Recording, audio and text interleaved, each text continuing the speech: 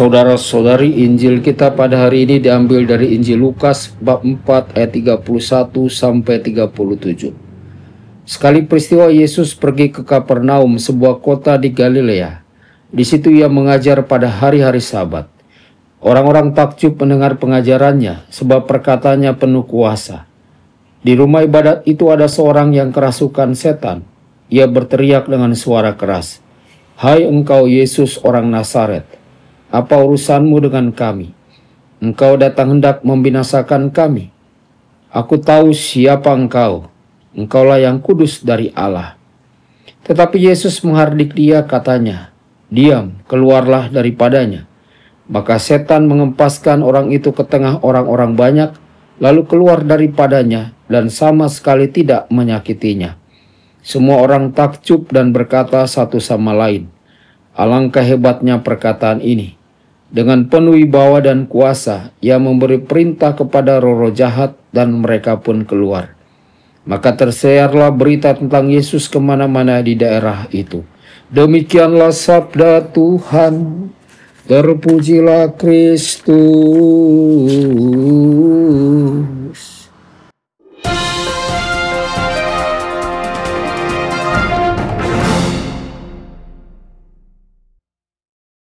Dalam nama Bapa dan Putra dan Roh Kudus. Amin.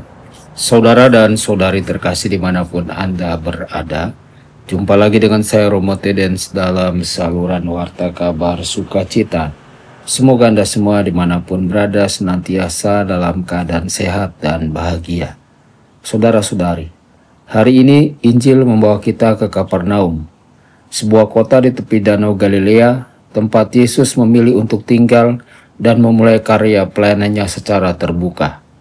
Disinilah ia mengajar di rumah ibadat, membuat orang takjub oleh kewibawaannya dan mengusir roh jahat dari seorang yang kerasukan. Dan menariknya semua itu terjadi pada hari Sabat, tanpa satupun protes dari orang-orang di sekitarnya. Saudara-saudari, bukankah ini sangat berbeda dari Yerusalem yang kaku dan penuh kritik? Mengapa Yesus memilih Kapernaum? Apa yang bisa kita pelajari dari kota ini? Saudara-saudari, Kapernaum bukan kota kecil yang terpencil, melainkan kota dagang yang ramai dan strategis, berada di jalur perdagangan internasional yang disebut jalan ke laut. Tempat ini penuh dengan dinamika, kesibukan, dan keberagaman. Dan disinilah Yesus memulai karyanya. Yesus tahu bahwa Kapernaum adalah tempat yang strategis. Dari sinilah Injil bisa menjalar ke banyak arah. Maka ia tidak memilih tempat yang tenang dan nyaman, melainkan pusat aktivitas manusia. Saudara-saudari, Tuhan pun mengutus kita ke Kapernaum zaman ini. Mungkin itu keluarga kita, tempat kerja, media sosial, sekolah, atau bahkan lingkungan yang penuh tantangan. Bukan tempat yang sempurna, tetapi tempat yang siap diubah. Tuhan mengharapkan kita menjadi saksinya di sana dengan menggunakan talenta yang kita miliki. Pertanyaannya bagi kita adalah, apakah kita sudah mengenali Kapernaum dalam hidup kita dan menjadikannya tempat perutusan? Yesus menyembuhkan orang kerasukan di rumah ibadat pada hari Sabat, dan tidak ada yang menentangnya. Mengapa, pertanyaannya? Karena orang-orang Kapernaum punya iman yang sederhana. Mereka tidak terbelenggu oleh legalisme. Mereka terbuka terhadap kuasa Allah. Mereka tidak terjebak dalam banyak perdebatan, tetapi percaya dan memberi ruang bagi Allah untuk berkarya.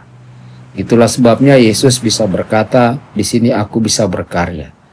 Dan memang disinilah Yesus memanggil para murid pertamanya, Petrus, Andreas, Yakobus, Yohanes, Matius, bahkan menemukan iman dalam diri seorang perwira Romawi. Tuhan bisa berkarya dalam hati yang sederhana dan terbuka. Jangan biarkan kekakuan, perasaan tahu segalanya, atau kesombongan rohani menutup ruang bagi Yesus. Iman yang besar bukan yang rumit, tetapi yang rendah hati dan berserah. Apakah hati kita menjadi tempat di mana Tuhan bisa berkata, "Di sini aku bisa menyembuhkan, di sini aku bisa berkarya"? Saudara-saudari, karena Kapernaum menanggapi Yesus dengan iman dan keterbukaan, Yesus pun menuntut lebih. Ia menyampaikan ajaran yang lebih dalam dan sulit. bahwa dirinya adalah roti hidup yang turun dari surga. Tetapi saat itulah banyak orang meninggalkan dia. Dari tempat yang awalnya terbuka dan penuh mujizat, Kapernaum berubah menjadi simbol penolakan dan kejatuhan. Sampai Yesus pun mengucapkan kata-kata keras, "Engkau akan diturunkan sampai ke dunia orang mati. Pada hari penghakiman, nasib Sodom akan lebih ringan daripada nasibmu." Iman sejati tidak hanya menerima yang menyenangkan, tetapi juga berani bertahan saat tuntutan Allah menjadi berat. Tuhan sering mengundang kita melangkah lebih dalam, dari pengagum menjadi pengikut, dari pendengar menjadi pelaku, dari penerima menjadi pemberi. Tetapi tidak semua orang siap. Apakah kita tetap setia ketika Tuhan mengundang kita masuk lebih dalam panggilan dan pengorbanan? Saudara-saudari, Kapernaum adalah gambaran nyata tentang bagaimana iman, respon, dan kesetiaan menentukan nasib rohani suatu tempat dan suatu pribadi. Ia bisa menjadi tempat mujizat, tetapi juga bisa menjadi reruntuhan iman.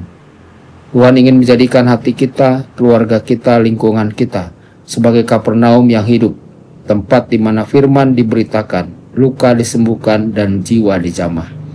Maka marilah kita mengenali tempat di mana kita diutus, membuka hati dalam iman yang sederhana dan setia saat Tuhan meminta kita melangkah lebih dalam. Semoga Kristus berkata juga kepada kita, "Di sini aku bisa bekerja." Tuhan Yesus memberkati Anda semua. Sabda Allah adalah kebenaran. Sabda Allah adalah kehidupan. Mari kita mencintainya, mari kita menghayatinya. Ya Tuhan yang ku muliakan, sabda